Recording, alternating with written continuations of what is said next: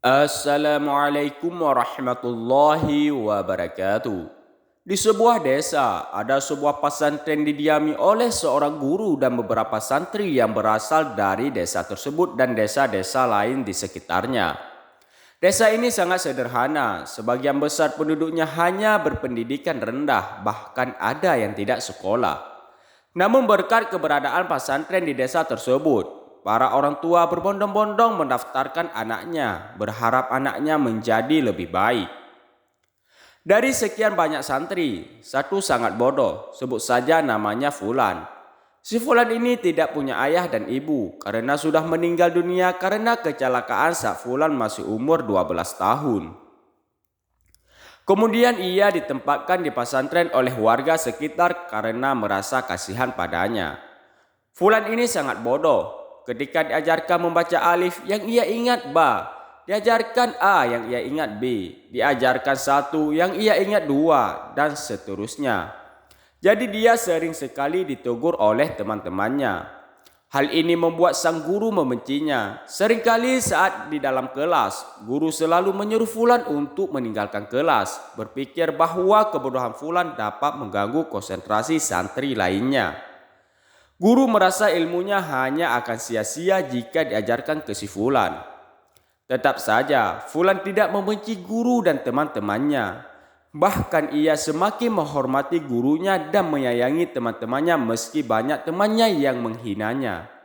Sebenarnya gurunya baik, hanya saja dia tidak sabar melihat kebodohan Fulan dan ketidaksabaran ini membuatnya sombong. Suatu hari guru itu menderita bisul atau luka kulit yang lebih parah dari kudis, berisi nanah dan darah di lututnya. Ini membuatnya sulit untuk berjalan. Guru berencana untuk meminta bantuan murid-muridnya kecuali Fulan karena guru sangat membencinya. Sore harinya, guru mengumumkan kepada murid-muridnya bahwa malam ini ketika Fulan tidur, para santri akan datang ke kamar guru karena ada sesuatu yang harus disampaikan. Pada saat itu Fulan berada di hutan. Dia disuruh guru untuk mencari kayu bakar.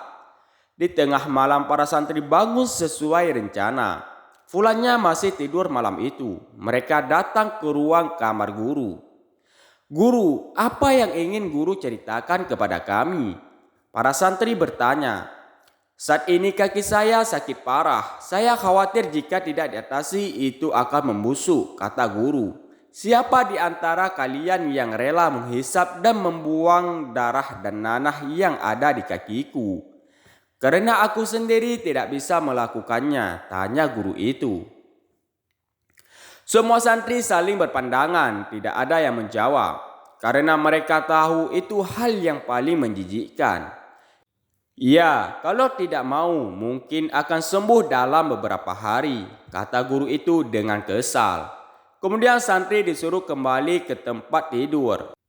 Saat guru tertidur, Fulannya datang. Ternyata saat sedang berdialog, si Fulan mendengarkan keluhan guru dari teman-temannya.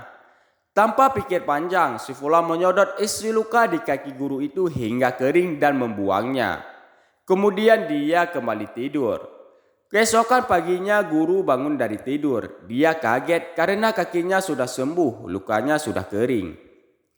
"Siapa yang menghisap lukaku?" kata dalam hatinya. "Ini pasti ulah Fulan, aku tidak mau," pikirnya. Kemudian dia bertemu dengan si Fulan dan menanyakan hal itu. Memang benar si Fulan yang menyodotnya. Guru tersebut marah besar dan menyuruhnya keluar dari pesantren karena merasa terhina. Fulan hanya bisa meneteskan air mata. Lagi pula dia tidak punya siapa-siapa di desanya. Dengan hati sedih, Fulan meninggalkan desa dan pergi mencari tempat tinggal baru.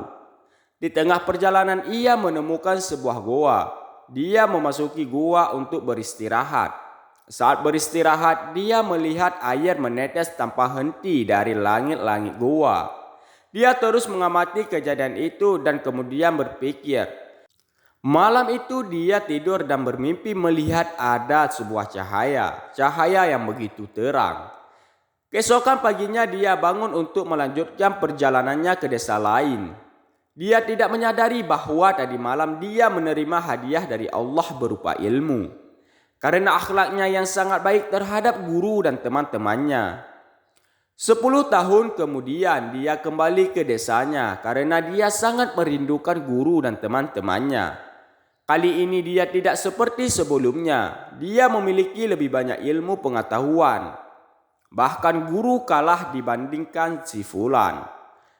Sang guru yang biasa jalan kaki, sedangkan si Fulan sekarang memiliki ilmu yang bisa terbang, tapi dia tidak sombong dan pendendam.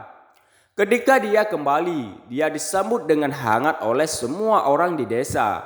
Teman-temannya berebut memeluknya sambil meminta maaf atas sikap mereka dulu. Di tengah kerumunan, seorang lelaki tua berjalan menghampiri si Fulan. Orang tua itu adalah guru yang mengusirnya saat itu. Penuh penyesalan, merasa bersalah dan guru pun memeluk erat dan menangis deras sambil meminta maaf kepada si Fulan. Dan bersyukur karena kakinya sudah sembuh.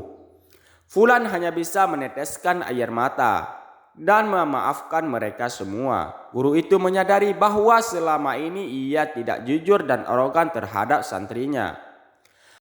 Akhirnya guru meminta Fulan untuk menggantikannya di pesantren karena merasa guru sudah terlalu tua umurnya dan Fulanlah yang pantas menggantikannya.